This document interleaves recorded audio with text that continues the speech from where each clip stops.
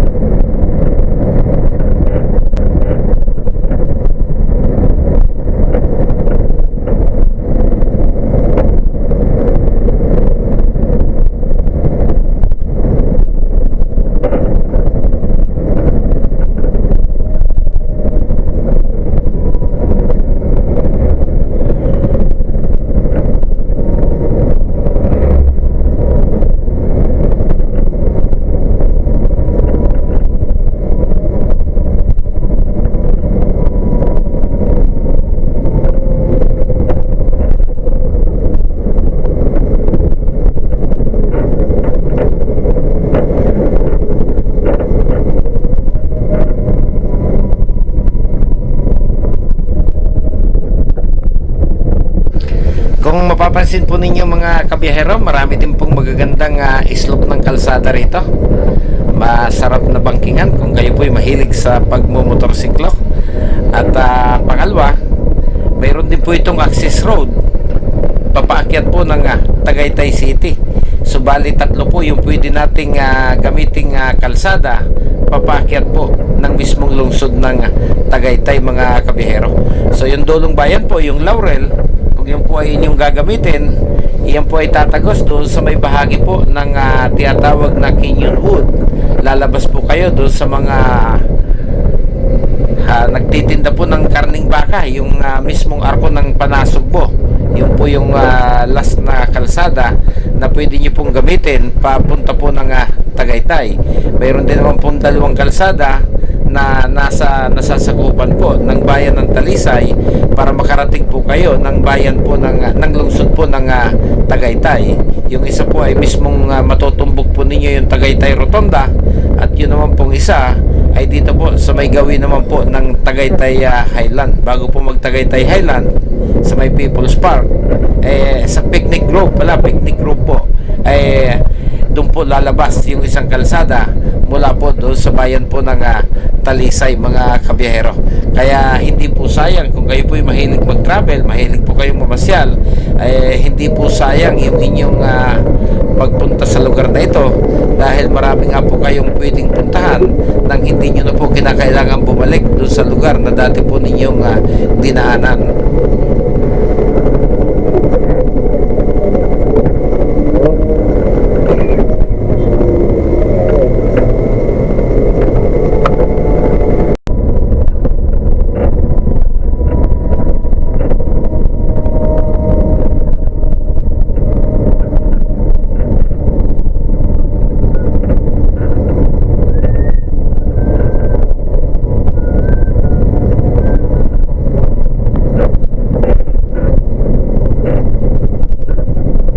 Video start.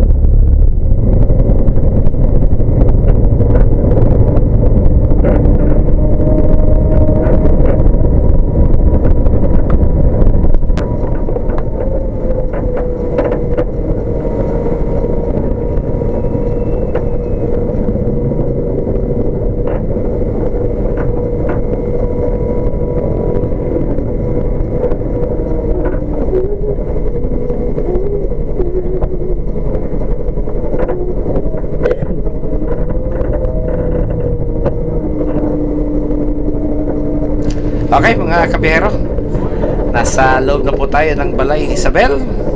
At siguro pagkapasok po natin, pagdating po natin doon sa guardhouse, dito na rin po ako sa inyo magpapaalam. Dahil yun naman pong loob ng Balay Isabel ay ilang ulit ko na po na naibahagi sa inyo mga kabiyero. So sa mga sumabit po sa biyahe kong ito, muli, maraming salamat. Hanggang sa muling biyahe, isasama ko po kayo. At sana samahan niyo po akong muli mga kabiyero, mga katiblintek. Maraming salamat muli.